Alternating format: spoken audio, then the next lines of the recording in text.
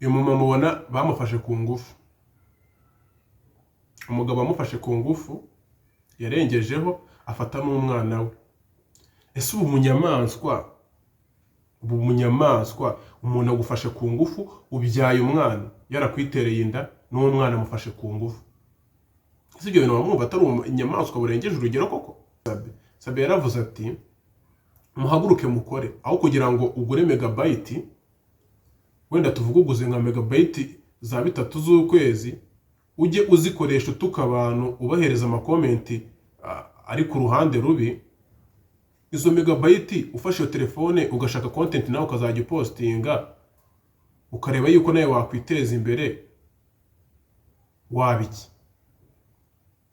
Icyo kintu nicyo ngenderaho kugeza na n'ubu ngubu. Nanakomeza gushimira Sabin, ni umuntu w'agaciro pe, ni umuntu w'agaciro. Mwongeye kwirirwa abantu bakurikiye Perfect Rwa TV.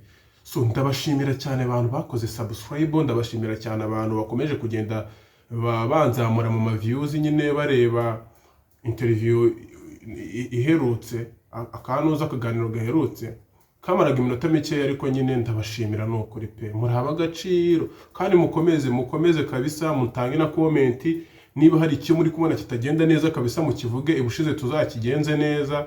No kuri pe, nanjye ntago nzabatererana. So rero tudatinze mu mayira, today nje kuvuga ku bintu bigera kuri bitatu, oya reka tuvuge kuri bine. Ikintu cya mbere ni ku mugabo ufata ku ngufu umugore n'umwana byakamufata ku ngufu. Ikindi ni ku mugabo ufata ku ngufu umwana akamutera n'ibirwara. Ikindi ni ku mugabo ufata ku ngufu inyamaswa nyine tu, inka, ihene. Ikindi ni challenge y'abatinganyi. So rero reka nzajya nanabashyiramo video kugira ngo ibintu bigende neza kurushaho. So hano hari umugabo, kamanze mbashyiriremo aka video. Kubera ko umwana wanjye aho sari akazakurikiranwa agafatwa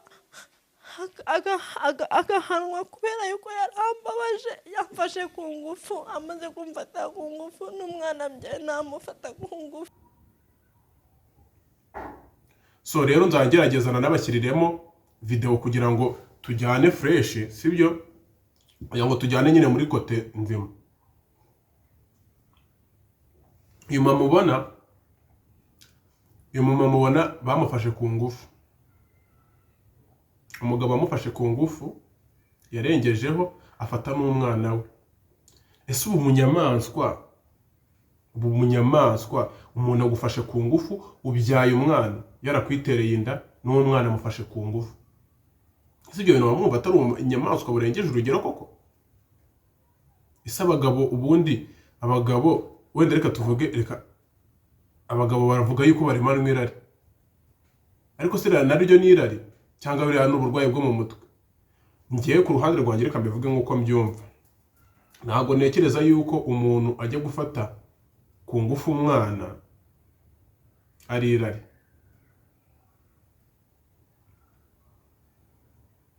Ni ukuri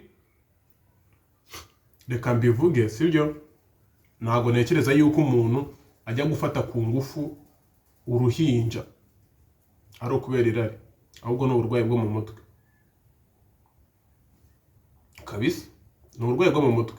Ese ubundi kintu mba nibaza, nk'uruhinja rufata ku ngufu, bana we, ino si iri kurangira, ariko nyine Imana n'ubundi yarabivuze ati mu gihe cy'imperuka hazajya habaho n'ibintu tutatekerezagaho yuko byabaho. Reka dutekereze yuko nibuze kino gihe turi tugeramo aricyo cyagiye Imana yavuze cy'imperuka kigiye kongera kugera. Reka dutegereze. So rero ikintu cya kabiri ngiye kukubwiraho, hano hari umumama.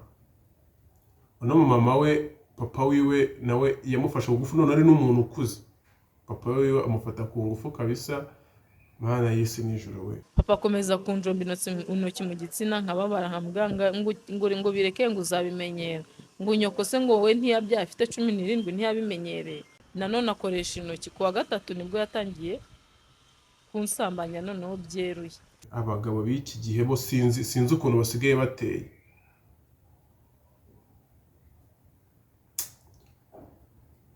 Nuko mu Rwanda wenda hatakiba igihano cya danje, ariko umuntu ufata ku ngufu no kuri abahemutse cyane. Nanagaye abantu bakomeza kugenda babeshya abantu ngo babafashe ku ngufu. Ibyo ni guharabika umuntu ngo yagufashe ku ngufu ataragufashe ku ngufu. Umva icyo gihano rwose, iryo kosa nyine Imana aba ariyo yonyine izajya ibihanira. Iryo kosa ni Imana yonyine izajya ibahana. Okay, tudatinze mu mayira rero, icyo ni icya kabiri. Video nayo nayibashyiriyeho mwayibonye. So rero mfite ikindi cya gatatu. Cya gatatu ariko cyo kirasekeje. Uno mu mama we ngo amaje gufatwa ku ngufu inshuro zirenze. Gumaze gufatwa ku ngufu inshuro zingahe? 39. Ariko ni inshuro 39. Ese koko ibyo bintu koko muri kumva ari ibintu byumvikana byo? Ndagerageza kubyumva nkavuga ati se umuntu agufata ku ngufu inshuro 39, kuko gufata ku ngufu ari icyaha, ntujye kumurega ukaba utekereza iki? Mumbwire, umuntu agufashe ku ngufu inshuro ya mbere, inshuro ya kabiri, inshuro ya gatatu, inshuro ya kane, inshuro ya gatano, kugeza kujya kubivuga mu itangazamakuru, uba utekereza iki? Dukomeze. Ikintu cya kane rero ntabwo ari ikibazo, nta nubwo ari ikintu ngiye kuvugaho cya danje, ni challenge. Abantu bose bakurikiye Perfect Rwa TV bafite challenge. Challenge bafite rero igira gute? Aho kubyara ni ku bantu nyine, ku bantu bose, ku muntu wese uri ku isi ashobora kuzabyara. Ariko ngiye kuvuga ku muntu wese uzabyara umwana w'umuhungu. Aho kubyara umwana akakubera umutinganyi, umwana wawe byaka akakubera umutinganyi, no kubyara umwana, uwo mwana wawe ukajya wumva ngo ukumva ngo yafashe ku ngufu umuntu, yabikoze atari byandi byo kubeshyera abantu, yabikoze. Ese wabyara iki muri ibyo? Aho kubyara umuntu ufata ku ngufu no kubyara umutinganyi. Reka mvuge ku ruhande rwanjye. Ngewe ukuntu mbona ihohoterwa ryo gufata ku ngufu nicyo kintu cya mbere mbona n'ikintu cy'ubusazi kibaho kurusha ibindi. Ku ruhande rwanjye ngiye nabyara umutinganyi, aho kugira ngo mbyare umwana agende abe umugizi wa nabi kugeza kuri urwo rwego, yaba umutinganyi. So guys, rero mwebwe muraza kumbwira ku ruhande rwanyu, ngewe nuko mbyumva pe. Kuko nukuri abagabo tujye tugabanya irari, abagabo twaremanwe irari pe, ariko gufata ku ngufu umumama, uri kubyumva? Ugafata ku ngufu umwana we, umugore ari uwawe n'umwana ari uwawe, it's not good. Ntabwo ari ibintu biri matching. So rero buri muntu wese wabashe gukurikirana cyo kiganiro ndamushimira cyane ku rwego utabyumva. Komeza rwose ujye ukurikirana buri kiganiro cyose nzashyiraho, nakagaruka kabisa, nakagaruka kuko buri munsi buri uko mbashije kuba nabona time nzajya mbibakorera, buri uko nabonye icyo mvugaho nzajya mbibakorera, kandi muraba agaciro, ni ukuri muraba agaciro kandi cyane. Imana ikomeze ibahereze umugisha. Ni Perfect TV, mukore subscribe nyaboneka, nimukore subscribe, kuko iyo ukoze subscribe ubaye support wowe utakiyumvisha. Buriya rero iyo ubashije kuba wafungura iki kiganiro ukakireba kikagera ahangaha, uba ufite no gukora subscribe.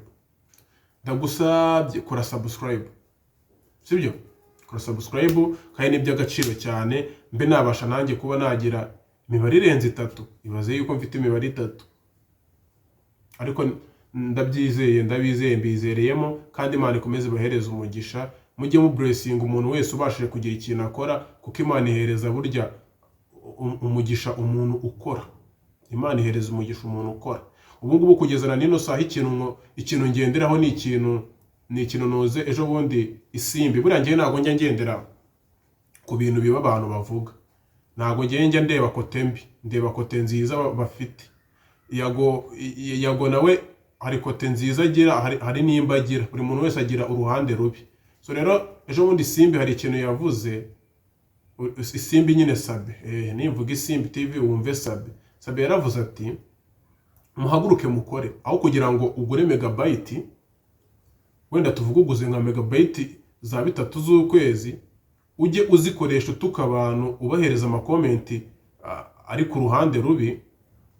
Izo megabyte ufashe iyo telefone ugashaka content nawe ukazajya postinga ukareba yuko nawe wakwiteza imbere wabiki.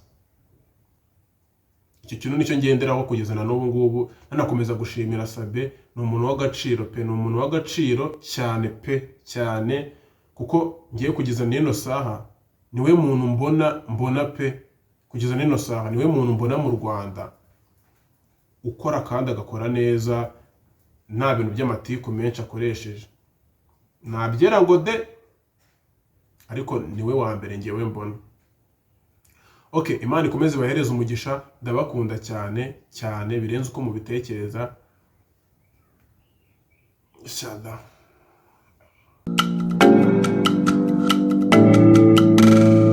Are you sure, Emmanuel? Reka mbabwira ati ukore subscribe kuri Perfect Rwa, ndabakunda cyane kandi cyane birenze. Umuntu wese ukora subscribe ni uw'agaciro mu buzima bwanjye. Respect. Damn!